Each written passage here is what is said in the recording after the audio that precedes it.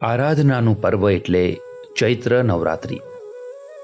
Hindu calendar મુજબ ચૈત્ર મહિનો હિન્દુ નવા વર્ષનો પ્રથમ મહિનો માનવામાં આવે છે અને આ મહિનામાં દેવી દુર્ગાની પૂજાનો તહેવાર ચૈત્ર નવરાત્રિ ઉજવવામાં આવે છે.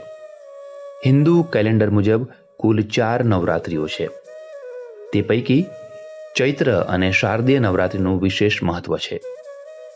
નવરાત્રિના આ પવિત્ર તહેવાર પર મા દુર્ગાની પૂજા કરવામાં આવે છે.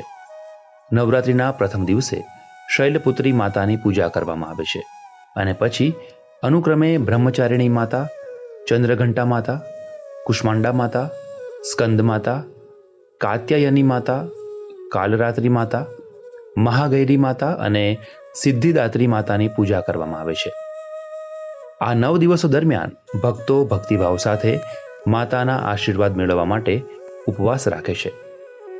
ચૈત્ર માસમાં આવતી નવરાત્રિને ચૈત્રી નવરાત્રિ અને પાનખરમાં આવતી નવરાત્રિ શારદીય નવરાત્રિ તરીકે ઓળખાય છે. ચૈત્ર નવરાત્રિ 9 સંવત્સરની પ્રથમ નવરાત્રિ ગણાય છે. આથી નવરાત્રિનું ધાર્મિક મહત્વ છે. બ્રહ્મપુરાણ અનુસાર નવરાત્રિના પહેલા દિવસે આદિશક્તિ પ્રકટ થઈ હતી અને એવું માનવામાં આવે છે કે દેવીના આદેશથી ભગવાન બ્રહ્માએ ચૈત્ર શુક્લ પક્ષ પ્રતિપદાના દિવસે વિશ્વની રચનાની શરૂઆત કરી હતી. મત્સ્ય પુરાણ અનુસાર ચૈત્ર નવરાત્રિના ત્રીજા દિવસે ભગવાન વિષ્ણુએ મત્સ્ય અવતાર લીધો હતો. આ પછી શ્રી વિષ્ણુએ ચૈત્ર નવરાત્રિમાં જ ભગવાન રામ તરીકે તેમનો 7મો અવતાર લીધો હતો.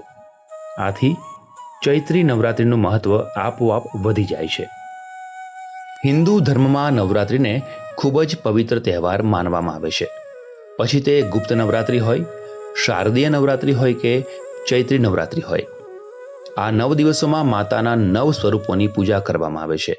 નવરાત્રિની શરૂઆતના પ્રથમ દિવસે માતા શૈલપુત્રીની પૂજા થાય છે અને પછી બીજા દિવસે બ્રહ્મચારિણી, ત્રીજા દિવસે ચંદ્રઘંટા, ચોથા દિવસે કુષ્માંડા, 5મા દિવસે સ્કંદ માતા, 6ઠ્ઠા દિવસે કાત્યાયની, 7મા દિવસે કાલરાત્રિ, 8મા દિવસે મા મહાગૌરી અને 9મા દિવસે સિદ્ધિદાત્રીને સમર્પિત થાય છે.